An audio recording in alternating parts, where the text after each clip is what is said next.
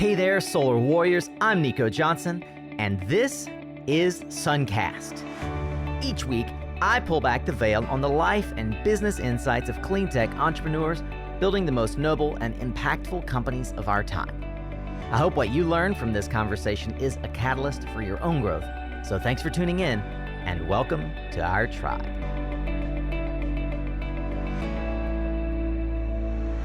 Hey, welcome to a new week, Solar Warrior. Here we go. This is 2 for Tuesday.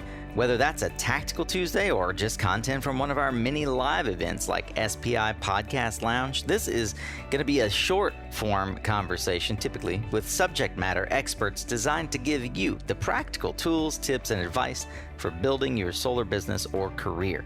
And grow with us here on SunCast, as I know you will. I'm so glad that you've decided to join us again and level up your game.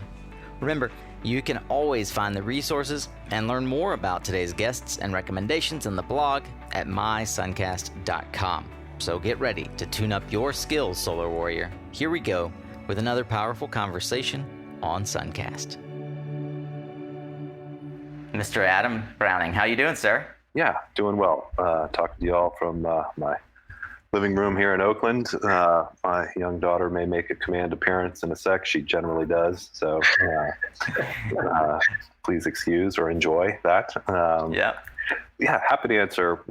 You kind of packed a couple questions in there. Let me know. No worries. I wanted to bring you in, Adam, because you are one of the foremost experts in the United States, certainly on sort of where policy is going and what the different organizations, including Foot Solar, have been helping to usher in with regard to our industry supporting the initiatives that are going to give us scale. In particular, we're talking about the solar industry, but broadly speaking, clean energy needs advocacy. Clean energy requires a coalition of forces, the way that the fossil fuel industry has enjoyed for a century. So I want to just bring your voice in and see if you had anything to add, and also if you might have any questions for Birchie. Birch, my question around, in particular, the sort of SEIA and other organizations like SEIA, SEPA, CALSA, the regional organizations. How do we harness the new political power that we find, given that we're the number one jobs growth market? We are rapidly becoming the number one, where we are now, the number one new generation source for power. The projections that you gave early on suggest that we're going to have the dominant market share by 2040, 2050. And, I'd just be curious.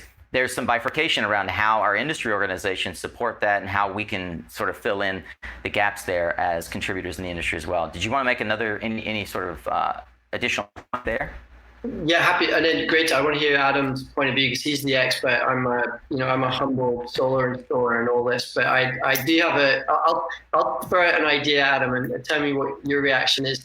It feels like for too long at the macro level, we've had the fossil fuel industry fighting for massive subsidies and getting them, and fighting against the carbon price.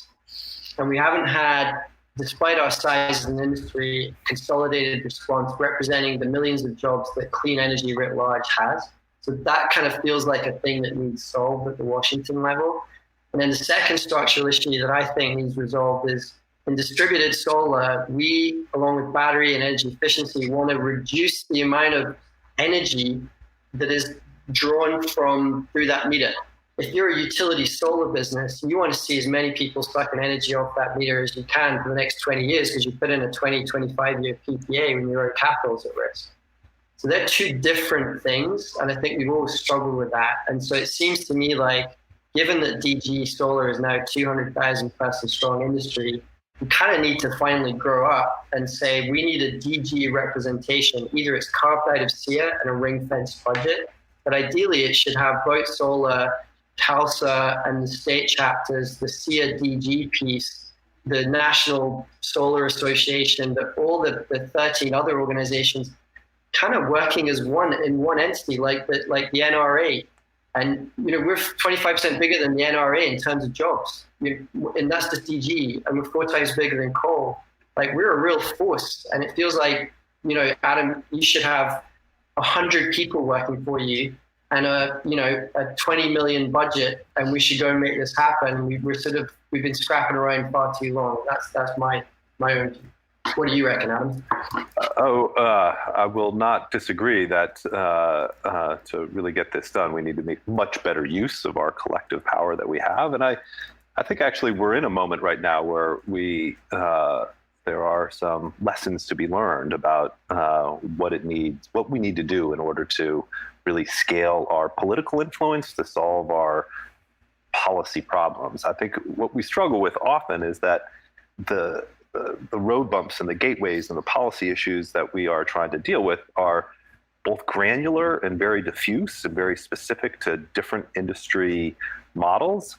The advantage that we have as a policy change catalyst isn't in money, it is in numbers. It is the ability to weigh in with the collective will and try to turn that into actual political power. So while policymaking is often really going down into these nitty-gritty little details of codes and standards and AHAs, and it's just really granular, backbreaking, terrifically unsexy work that then benefits, only portions of the solar industry. And I'm very familiar with the problem of this. I mean, ever since I've gotten involved in solar, back in 2001, like there has been this tendency to have a circular firing squad where different elements of the industry spend their time fighting with each other rather than with for the common good against the common enemy, which is where I would much prefer. So I think, when we think about the path forward, you see super majorities of Americans want to see this transition to renewable energy. Harnessing their voice and turning that into actual political power doesn't mean that we just bear down on like only DG or only community solar or only utility scale. There are power and interest and in all of those things. So when you look at like this situation right now where we are in the midst of a pandemic and a global economic cavitation, I think solar's response to this moment right now, our clean energy response is first, how do we take care of those that are hurting the most, people that have lost their jobs, that are electricity consumers, that are at risk of getting their electricity turned off, solar workers that are at risk of losing their jobs. And that should be our first fundamental frame. Our second frame, our next phase of that work comes through how do we catalyze a green recovery? How do we lean into solving this particular problem while preventing the next, and really building an economy that's based on renewable energy rather than fossils? And I think in order to do that, it is 10x focus on distributed generation. There's also huge interest in seeing these 100% clean energy statewide standards. I mean, right now, after Virginia passed earlier this year, over a quarter of the people living in America, in this country, live in a state where fossil-based electricity is illegal, will be legally phased out by X date. I mean, it is a phenomenal change. To my mind, it is really the most important real victory we've had in the climate fight, probably ever in this country, and something that we should continue to really lean into. So, this isn't a DG versus utility scale. There are important aspects in here for both. We need to figure out how do we, again, turn that real interest and solve problems for more people, broaden this net much further, rather than going narrow and segment by industry. So, I think it both syncs and diverges from your vision, Birchie, a little of both. But I generally just believe that the more problems that we're able to solve, the more friends we will have. There's been a big change at our organization as to the things that we do. We're Vote Solar, but we're really trying to solve for a customer-centric vision for providing like the necessary grid flexibility. So it goes beyond just solar. It goes to storage. It goes to key demand response programs that we need in order to really solve for the flexibility that will allow us to take those gas plants off immediately and not build new ones. And again, really thinking about like how do we really solve for the problems that we're seeing so poignantly exposed with this economic crisis coupled with the pandemic around inequality in this country as well. And I think renewables, clean energy community can pilot a pathway forward. And so when we think about like what should we be doing right now, we should really be ensuring that people aren't getting their power shut off if they can't pay their bills. And as those arrearages mount, that we pilot a way forward for low-income people in this country to be able to really reduce their energy burden through solar, demand response, really customer-centric pathways forward to really reducing their energy burden. So it was rather probably a more discursive answer than you were looking for, but really trying to make this case that like this moment really, I think, illustrates our way forward. We need to be able to solve as many people problems as possible in order to build that political power that is going to be necessary to overcome the moneyed interests that have been fighting so hard to push us and keep us back. You know, every commercial solar opportunity counts, so why lose that sale to high demand charges? Did you know that you can offer up to 30% in demand charge savings at a tenth of the cost of installing a battery? With DemandX, the innovative new demand charge reduction software from Extensible Energy, your client can boost ROI and reduce payback time without all the expense. And as a SunCast listener, you can get a free demand charge analysis by going to extensibleenergy.com/SunCast. And while you're there, check out 3 recent case studies on how this easy-to-install software is a win-win for you and your commercial solar clients. DemandX works for office buildings, retail, churches, and more. See for yourself at extensibleenergy.com/SunCast. Did you miss out on the live sessions of the SunCast Clean Energy Summit? We had so much fun with some of the most inspiring and impactful leaders in the clean economy throughout the Americas, learning about where the industry's going and giving you practical advice on how you too can participate and grow with us. Well, you're in luck because my team recorded the whole thing, and you can check it out over at suncastsummit.com. It's posted there for a limited time for free. You can also see all of the replays inside of our private Facebook group, the Clean Energy Guild, where all the videos are posted and lots of solar warriors just like you are connecting. Both are linked over at suncastsummit.com. See you on the inside. I mentioned in our episode that the organization that you helped found has served a critical role in the rollout of successful state solar policies nationwide. And indeed, I think that the work that you guys have done has been influential and instrumental in the way that other jurisdictions around the world have considered how to sort of garner that grassroots feel, and the support and tools that you guys have put in place have helped many, many states with the kinds of progress that you expressed, for the state of Virginia. I think it would be wonderful if, for those who are perhaps a little less familiar, if you could bring us through maybe your synopsis of what we might call the state of the union of policy and clean energy advocacy over the last 10 years, really, where we've seen solar begin to take root and grow. I'd love to hear your thoughts as well, where you believe solar policy is getting stuck and where we can lean in to achieve what we all believe is possible, which is that solar becomes the dominant energy generation capacity, and clean energy in the United States and the world is the only consideration. As you mentioned before, nearly a quarter of states now make what I'm going to call alternative generation fossil fuels illegal. So Adam, with that, I'd love to give the stage to you to give us a quick rundown of the state of policy and your views on where it's going. Policy is constantly evolving. In the early days of Vote Solar, it was like, how do we make solar cheap? And, our first work was around, incentives and as well as access. The real first phase of that has largely been achieved, like through policy-driven economies of scale. The industry has come around and has developed these enormous cost reductions that has made solar and other clean energy technologies, usually the cheapest option available. I used to think that, once we got to that point, I'd work myself out of a job. Unfortunately, or maybe fortunately, in this point in time, that's not the case. Just because you are the cheapest doesn't mean you get to We don't have an economic-driven dispatch purely in this country. There are a lot of ways that can be held back. And so our policy efforts have evolved commensurately in order to meet the needs of the moment. So we have a rooftop solar program where it's really about rates and net metering, successor tariffs.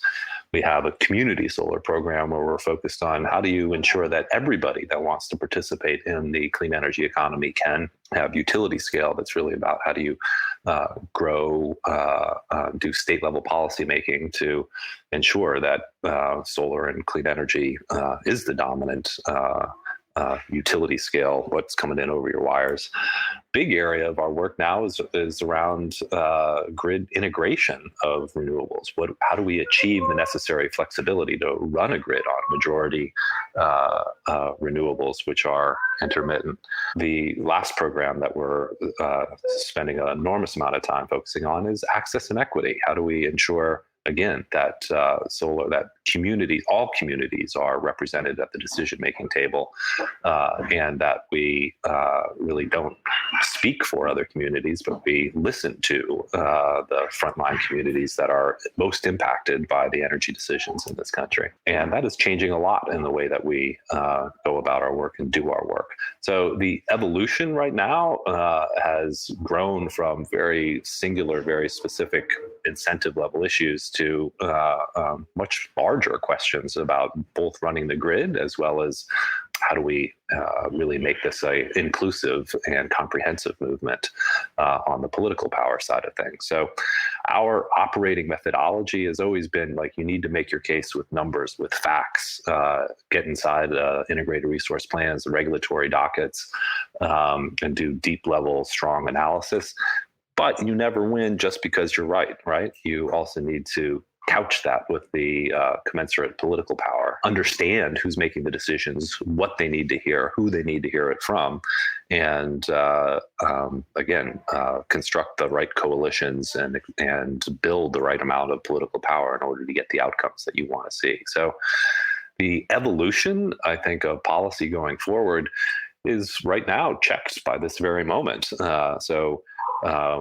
I think last year was our biggest year ever, where we saw, given the IRP work and other RPSs that were passed, all the net metering stuff that we did, we had victories around net metering and rate structures that impacted 10% of the rooftop solar customers in this country. The new RPSs and integrated resource plans that we did at the state level will drive another 50 gigawatts worth of solar. This was all based in the 2019 work. And I alluded earlier with Virginia passing their 100% clean energy law earlier this year. We are looking at a huge phenomenon in this country where, really moving to 100% clean energy.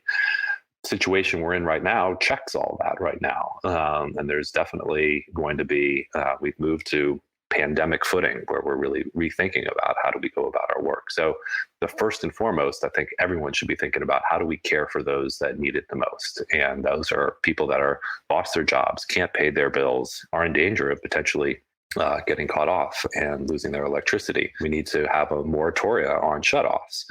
Also the flip side of that, we think that if we can achieve those things, we're going to see a society-wide look at how do we pay for those arrearages on utility bills, and can we, as a community, as a clean energy community, help pilot a way forward where, as those tremendous economic costs are going to be dealt with, we really focus on lowering electricity bills for low-income communities in this country. I think that is the lens that we need to be working through right now, as well as the solar workers who are in danger of losing their jobs. And so the first venue where this all goes down is through the stimulus efforts, the federal work that is happening right now. We're not an organization that works on federal policy. Most relevant policy, I believe, happens in the states. So SEIA has been piloting all the work, doing all the work on Capitol Hill to try to immediately staunch the bleeding and provide for solar workers to try to keep jobs continuing and keep the industry afloat through extending deadlines, extending the ITC. And I think, the other flip side of this is like, how do you keep companies still operating during this time? So most states, they're considered essential workers. There are, I think it's New York and Pennsylvania are exceptions. And then how do you, are you able to like shift your work processes to a pandemic situation? So the arc of what we're seeing right now, like, really is fundamentally interrupted by the pandemic. Right now, big focus on federal issues. I think over the next 3, 6, 8, 12 months will really be our time to shine, where we look at state level policy as state legislatures come back into session, and there will be a national discussion on like, how do you recover from this economic cavitation? I think that it is entirely appropriate to say that we should recover from, we should deal with this crisis in ways that prevent the next, climate change, and build a green recovery. It's hard to have that conversation at the federal level, given the president is antipathy to clean energy. So I think, where we will be having this conversation is in the states. And so their state legislatures will be doing important work. And I'll keep in mind, while most state legislatures right now are in recess, the PUC work, the Public Utility Commissions, like those are largely still going on. So Public Utilities Commissions are making decisions right now around net metering, rate structures, integrated resource plans, whether to build gas or build clean energy. How do we develop the demand flexibility necessary for reliability going forward? And so that critical work is happening right now, continues. When I look out over our team, we've got a campaigns team, we've got a regulatory team, nobody's bored right now. Everybody is dug in, digging hard, working hard, and trying to still make all our clean energy outcomes continue to happen. Do you have a sense of, or can you share with us the overall job creation opportunity that we've been engaged in for the last 3, 4, 5 years? I mean, we are looking at, we've got over 250,000 solar workers in the country today. Prior to the pandemic, SIA's figures was that we were looking at, I think, another 50,000 more workers this year, as well as investing another $25 billion into the U.S. economy on our, the track that we were on before all of this hit. So Woods Mackenzie or Green Tech Media, their analysis shows a potential range between 18% and 30-40% contraction. But nobody really knows, right? The music hasn't stopped yet in terms of like what is happening. So there's no ability to assess the damage. Like, it's not like a hurricane came through and now the sun's shining and birds are chirping and trying to figure out what to do going forward. That's still happening. The hurricane's still happening. So it is really hard to say like what the true carnage to the solar workforce is going to be right now, which is why we really need to be highlighting that to federal representatives right now. SIA's out there being the pointy end of the spear to collect the stories of what is happening right now in order to articulate that to federal representatives so that they can help provide support, monetary support going forward. This is going to be a marathon, not a sprint, right? So yesterday or the day before, you had the stimulus package 3.5. This could be 4, 5, 6, 7, 8. Who knows how many more may or may not happen and what will be included in them. But I think it's going to be a long road, a lot of discussions, and a lot of opportunities, unfortunately, to keep working on this.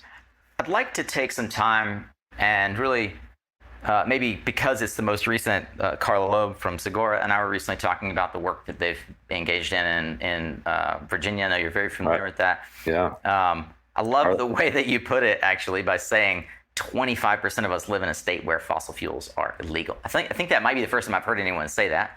It might be the first time that many of us have heard anyone say that, and it's a great way to frame what's happening at a policy level across our country and indeed across the world.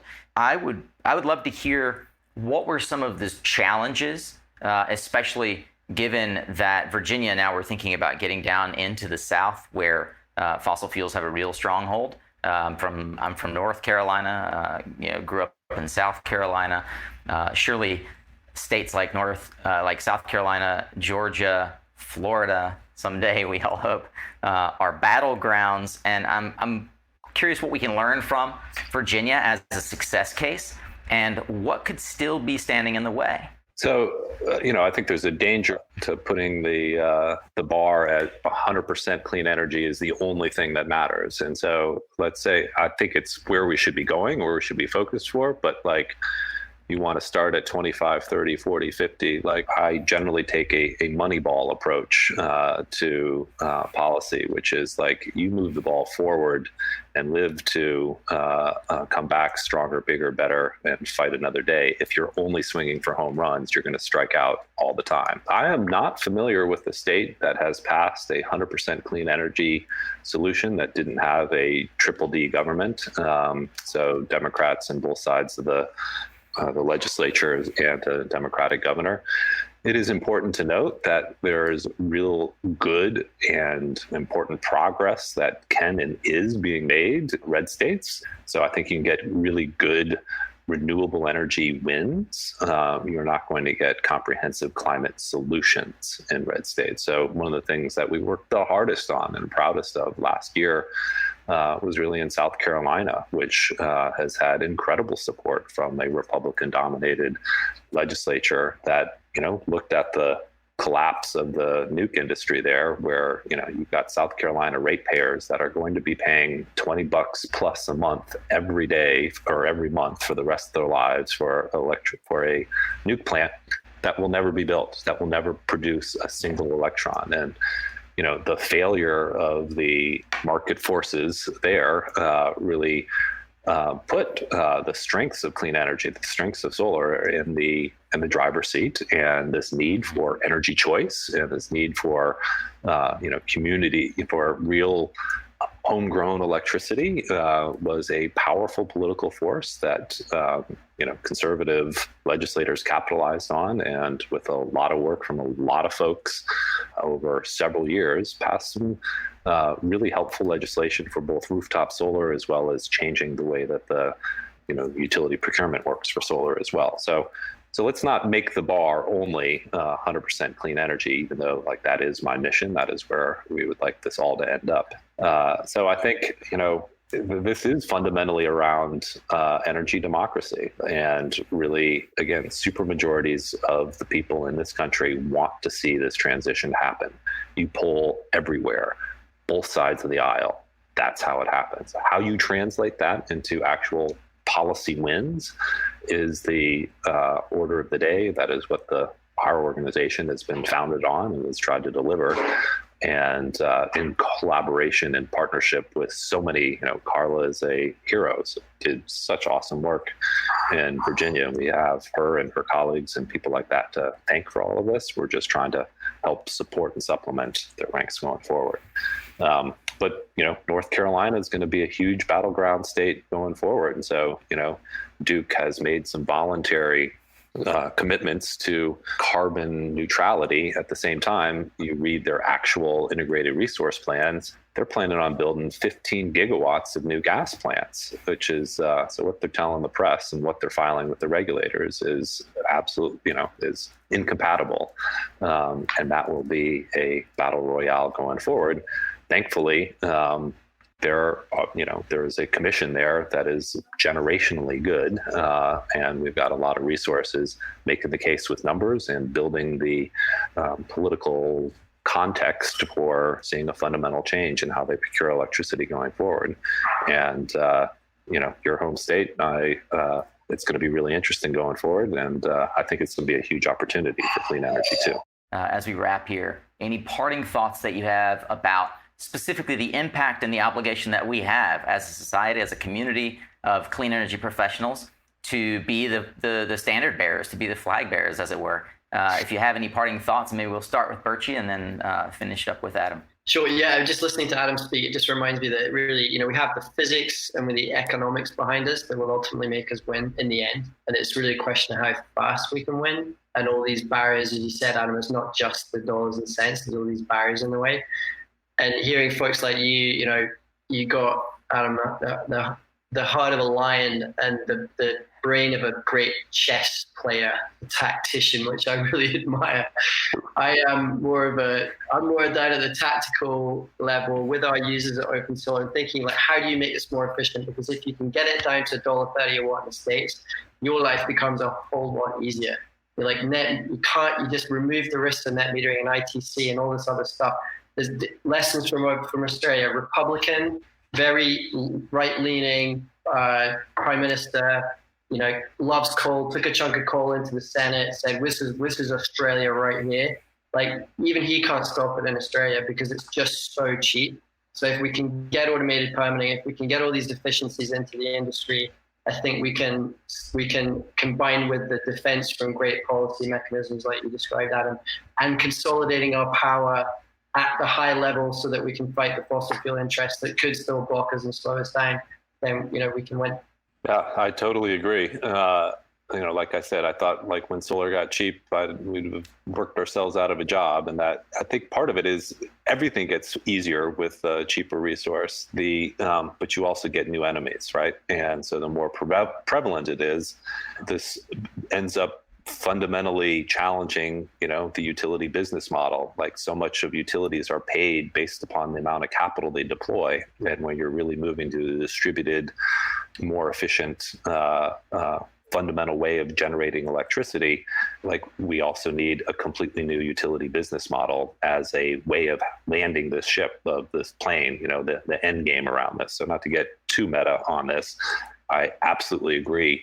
As we get cheaper, we also are going to encounter new resistance that we will also then have to overcome. And this is a moment for everybody to band together and think about expanding the problems that we can solve for in this country, in the society, and that will bring more friends to the table that is going to be necessary to overcome these other challenges. So that's our meta theory, our way of approaching this. I am honored to be by your side, Birchie, and looking forward to helping to proliferate Open App as it comes into existence, and leaning in to bring that solar army to bear to actually get this thing used through all the AHJs, through either direct conversations at a city permitting level or statewide policy requirements. So it's where we all need to go. And thank you for being such a visionary for catalyzing what can be achieved and helping to make that happen, so that us campaigners can go out there and actually have something that use this. Here's the solution. Make this happen. So thank you for your great work. As we depart here, is there a website that folks can go to? I don't want to take the risk of saying it myself, so I'll give you an opportunity. How can folks find out more about Vote Solar, and then how can folks find out more about Open Solar? Well, Vote Solar, we actually got our name from our website, which came about back in 2001 when we were just trying to do a city-led initiative, Prop B. So votesolar.org. Very soon we'll have a brand new, very flashy, different one, but this one we have works great right now. You can find out a lot of information there, votesolar.org. And then two URLs, if I may. Opensolar.com is end-to-end digital software to completely do remote sales, but also all the other stuff you need to as a solar installer. Amazing technology, completely free and white label for all this of solar installers out there in the world. And the second URL is, I've got it in front of me now finally, https://solarapp.nrel.gov. So solarapp.nrel.gov. For the solar app, you can sign up there and join the coalition and submit your email address, and we'll keep you up to speed on all the progress. All right, that's a wrap on today's conversation, Solar Warriors, but I do hope that you'll check out the other 2 for Tuesday episodes and let me know what you think of these shorter format discussions. You want more like this? You can find more than 200 episodes, resources, highlights from the discussions, along with social media links to each guest episode, book recommendations, and so much more over on the blog at mysuncast.com. And that's also where you'll find other ways to engage with the SunCast tribe, like subscribing to our weekly emails, or even joining the exclusive inner circle we affectionately refer to as the Guild. If you're on Spotify or iTunes, I so appreciate your rating and review so that others can also find SunCast more easily. A special thank you to our sponsors who help make this podcast possible. You can learn more about them at mysuncast.com/sponsor. Follow the links there for any offers we've discussed here today. Remember, you are what you listen to. Thanks again for showing up, Solar Warrior. It's half the battle.